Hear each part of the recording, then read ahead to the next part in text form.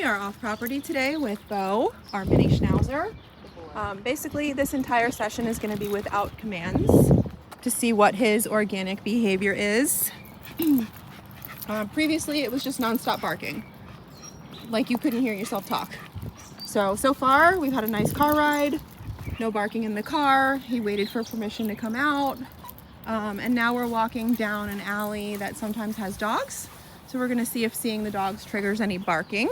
Let this truck go first. A car could trigger barking, right? So we're just trying to see, what do you do when you're not micromanaged by commands? And then if we do get behavior we don't like, it gives us justification to first correct the behavior and then direct, tell him what we want instead. So here are some of the rules that we're setting in place that he's gonna bump into. First of all, letting the line get tight. If he tries to lose us, like right now, correct, direct. This is how we create pack drive, and it's how we create an off-leash dog who doesn't run away. So he's leaving us. That was pretty clear body language that he was like, see ya, you know, I forgot I was on the long line, and that's our goal.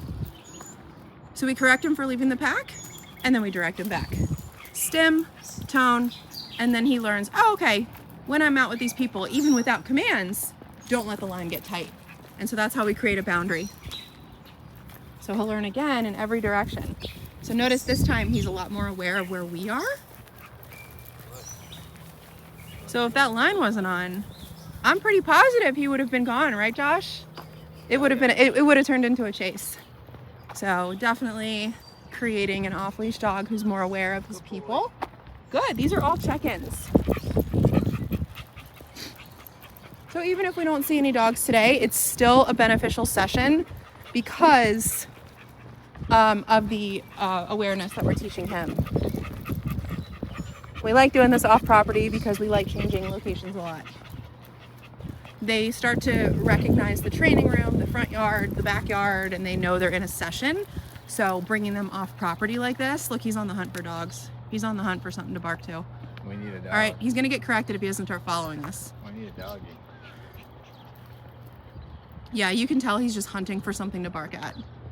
He's probably been on walks before and knows that sometimes dogs are behind fences.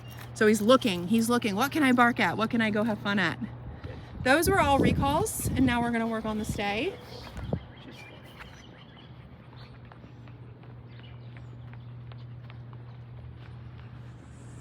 Good boy. From what I saw in the footage she sent me on the walk before, he was just barking the whole time. Well, we need to go find a dog. Yeah. We're gonna try for another dog. Good job, so far so good. All right, same day, another location change, another alley. He's definitely looking for something to bark at.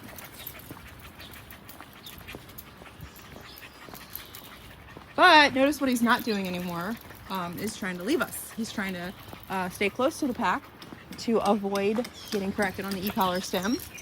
Walking funny because of the leash, that's all right. There's some people up here, let's see if he barks at them. He definitely would have before training based on his drop-off video. And so he sees them, he looks at me, he looks at Josh. No reaction. And they're over there working. Good job, buddy.